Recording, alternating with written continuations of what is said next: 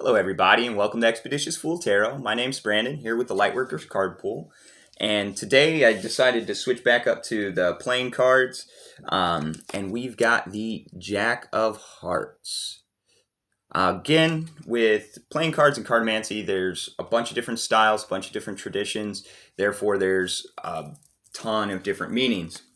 One of the meanings, though, that really sticks out to me on this one is sacrificial love. It's also known as the Christ card. I don't know. As you can see, this Jack, he doesn't have necessarily the happiest face. We've got this axe here, right? So I like to think of that as cutting out things that are impeding your progress or impeding your growth, your sanity, your safety, your security, protecting your energy, right? Setting up those boundaries. And that's one of the hardest parts about, the path that we walk is a lot of people don't understand it. A lot of people don't understand, so therefore they want to stifle what you're doing, right? They want to try and either throw shade on your positivity, or they want to tell you that what you're doing is evil. They want to tell you that what you're doing is not godly, things like that, right? But when we think about it, and again, this is called the Christ card, right? That's exactly what Jesus faced. Exactly what Jesus faced. And I know a lot of people, have religious trauma, so they don't like to hear that word in the spiritual communities, but Jesus was a spiritual individual. A lot of mainstream Christians have his teachings all wrong, and then they push things on others, especially like us. But when we think about it, that is exactly what he went through. He was crucified for heresy. A lot of us in this community, what do we get told by people that are strong on the other side with their religious convictions, that we're falling down a bad path, we're lost, we don't know what's going on. Truth of the matter is, everybody's lost. Everybody's lost. So what it is you have to cut out all of the delusions, cut out all of the things that might be impeding truth and reality. And everything's temporary in this world. And when we attach to those things, that's when we get lost in the delusions. That's when this sad face happens, right? This sad heart. He's looking straight at that heart. That's when that happens. It happens because it is a hard process. Because of that, because this is such a hard process, and as I've said before, enlightenment is a destructive process. You're eliminating what's not true in your life, right? Some of the things that we feel so strongly attached to, family members, friends, jobs, social situations, money sometimes, houses, these different things that we feel so attached to, a lot of times it's coming from an unhealthy perspective. It's coming from misunderstanding love, right?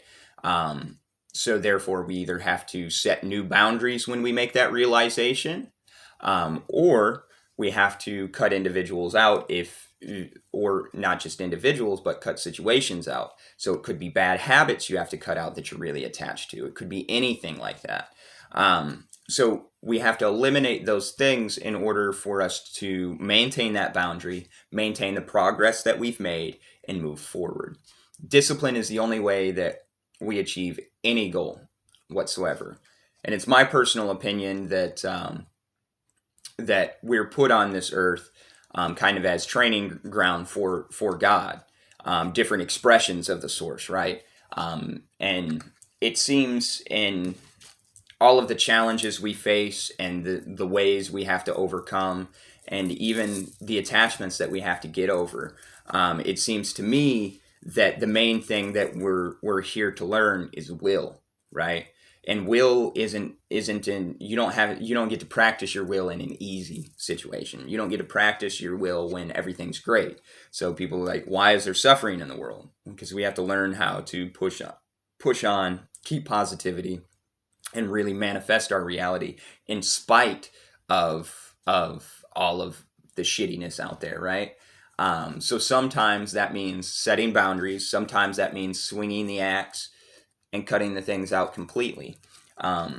That's why, meditation, things like that help, because it helps you realize, like, from your heart consciousness what things really need to go, what things can stay, and to actually have that courage to start making those disconnections, right?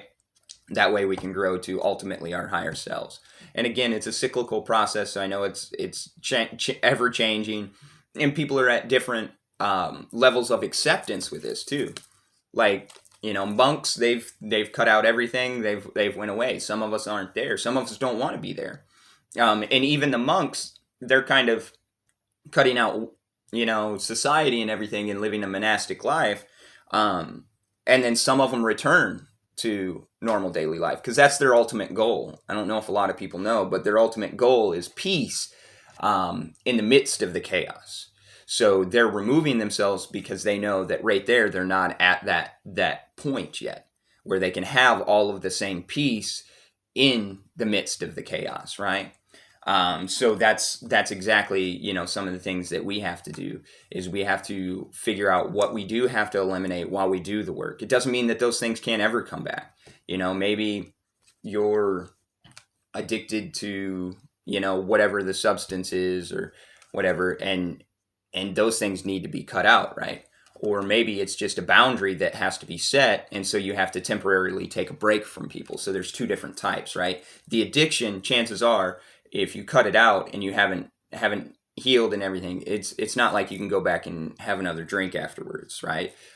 For most people, until you get to a certain level of healing where it's no longer an addiction, it's no longer an attachment for you, right?